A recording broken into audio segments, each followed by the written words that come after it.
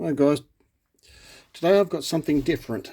I wanted something a little bit different to shoot in our service pistol competition at our local club, and I saw this thing on one of our gun sale sites here in Australia, and I thought, oh, that'd be all right, even if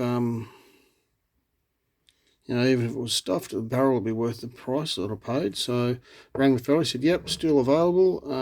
If you want it, you can have it. I told him I was a dealer, gave him my dealer's number and everything, and he said, yep, no worries, I'll post it for that price. So 5 days later, this turned up for $60 Australian. Couple of things. The cylinder was in good condition, so I didn't have any problems with that. But some left-fisted gorilla, I wouldn't say left-handed anyway, you know what I mean, some gorilla had been at it and had this side plate off, and they put their cylinder lock in back to front and then tried to jam the plate home, so they actually bent the side plate. The cylinder itself and crane and injectors were all in good condition. There was no marks or any undue rust or anything in there. That was in pretty good condition.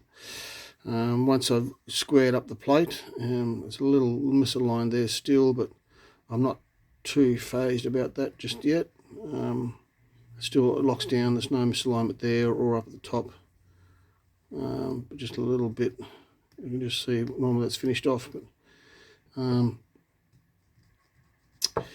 but I thought, well, for what it is, I can use it in the police service pistol comp. But, okay, being a police positive special, the positive being it has a positive lock, so the hammer can't actually go forward unless the trigger's pulled, because down in there, you can just see the top of it there, it's actually got the transfer bar. I'll try and turn that. That's a bit better. So you can see down in there, see the transfer bar? That actually stops the hammer from going forward. So if I squeeze the trigger, you'll see that transfer bar stay out of the way and go forward.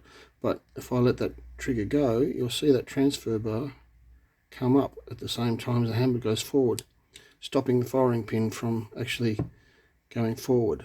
So that's the positive safety of the police positive special. Now 38 special. The other thing was it didn't index correctly at all. There was a problem with the indexing that had been bent out of shape as well.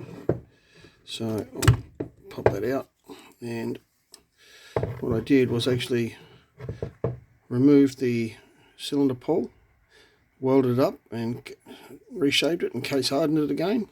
So now it's on firing. There's a tiny bit of play in the cylinder with the hammer as it is there at rest, but if I bring that down and then hold the trigger back, there's positive lockup. There's no movement whatsoever, so lockup is absolutely perfect. But I thought, well, one of the problems I've found was the barrel. I thought if it was a good barrel it'd be even better, but unfortunately some gorilla, and I suggest it's the same gorilla, had got some jacketed projectiles stuck in the bore, and their idea of getting it out was shoving a drill bit down the muzzle. So, what do you do? I thought, well, if it was normal police positive, I probably wouldn't do anything about it. But when it turned up, which they didn't tell me, that there, Republic de Colombia, and given the serial number that I looked up, this was a batch sent to the Colombian police in early 1961, a batch of 2,500. And right there is your precinct number and rack number. So it's definitely a service revolver with the Colombian police. So what I end up doing, bluing's a little blotchy there because I finished it off with some cold blue.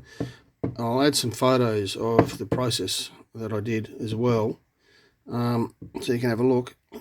I had a Smith & Wesson 6-inch barrel with full lug. That had a bulge 1.5 inches from the end, or about the 2-inch mark, and I only needed 4 inches of it. So as per the photos, you can see how I've drilled out the barrel and cleaned up the end, and then made a sleeve out of the Smith & Wesson barrel, threaded that in there, and then this was pressed on and then silver soldered to the internals, and there we go.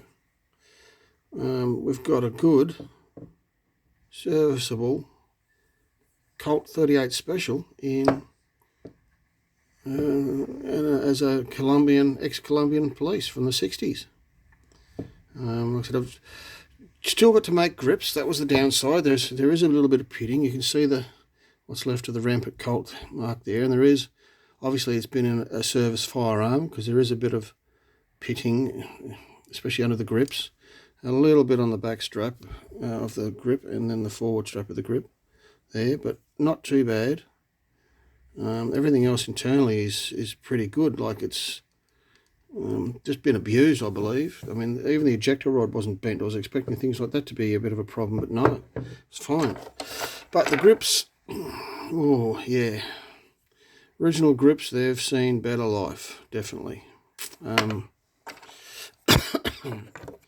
There's a fellow on eBay that sells replacement grips with the Colt Echelon, so I'm thinking of actually putting some of those on.